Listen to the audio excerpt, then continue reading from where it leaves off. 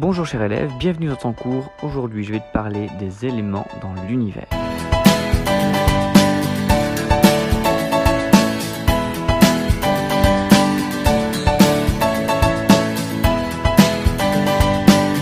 On attaque donc le thème 1 qui s'appelle « Une longue histoire de la matière ». Et dans ce thème, nous allons donc voir le premier chapitre sur les éléments chimiques. Il est important de se poser la question de la provenance de la diversité des éléments. Pour cela, on commence par quelques rappels.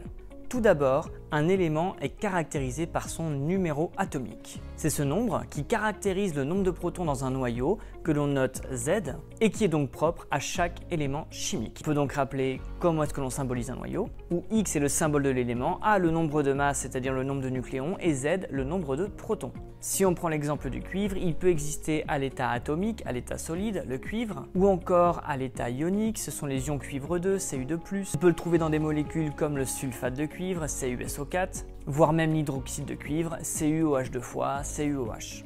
À chaque fois, le cuivre est exprimé sous différentes formes, mais ce qui est commun, c'est que le noyau de tous ces éléments est le même, avec un nombre de protons identique, donc avec le même numéro atomique. On peut prendre aussi le cas d'hydrogène, qu'il soit seul sous forme gazeuse avec le dihydrogène, ou encore dans l'acide sulfurique avec H2SO4, ou encore dans une molécule d'eau comme H2O, le noyau d'hydrogène reste identique quelle que soit la façon dont on retrouve l'élément hydrogène dans les différentes molécules. Il faut bien comprendre que les éléments sont répartis de façon différente en fonction de l'échelle qu'on regarde. C'est-à-dire, soit on peut regarder à l'échelle de l'univers tout entier, ou encore au niveau de la Terre, ou encore au niveau même des êtres humains. Si on prend un petit peu de recul et qu'on regarde à l'échelle de l'univers, l'élément prépondérant est l'hydrogène avec 92% de la matière. Vient ensuite l'hélium qui est un élément un tout petit peu plus lourd et qui compte pour une proportion de 9%. L'élément suivant le plus abondant, c'est l'oxygène avec 0,1%, mais on voit bien que la prépondérance de l'hydrogène est énorme par rapport aux autres. Du coup, on ne va même pas compter les autres éléments, c'est-à-dire qu'on va avoir l'hydrogène principalement, l'hélium en second, l'oxygène un tout petit peu, et ensuite tous les autres éléments sont à l'état de trace.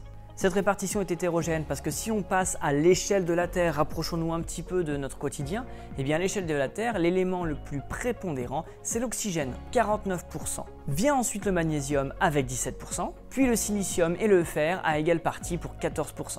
Si maintenant on regarde à l'échelle des êtres vivants, l'élément le plus important est l'hydrogène.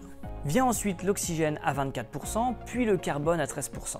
Enfin, l'azote à 1,5% est aussi, lui, très important. Ce sont les fameux 4 éléments du vivant, carbone, hydrogène, oxygène et azote. Ce qu'il est important de se rappeler, c'est quels sont les éléments prépondérants à l'échelle de l'univers, hydrogène, hélium, à l'échelle de la Terre, c'est-à-dire oxygène, magnésium, et enfin à l'échelle des êtres vivants, c'est-à-dire hydrogène, oxygène, carbone. Et ce qu'il faut bien se rappeler, c'est que cette répartition est hétérogène en fonction de l'échelle à laquelle on regarde. Voyons maintenant les façons de représenter ces différentes proportions. La première des possibilités, la plus simple, c'est celle que l'on a pu utiliser juste précédemment, c'est un tableau. Il suffit de lister dans une colonne les éléments, dans une autre colonne les proportions et on a une première représentation. La deuxième représentation peut être un histogramme ou tout simplement on peut définir une échelle pour un certain pourcentage. La représentation la plus parlante pour nous ici va être le diagramme circulaire.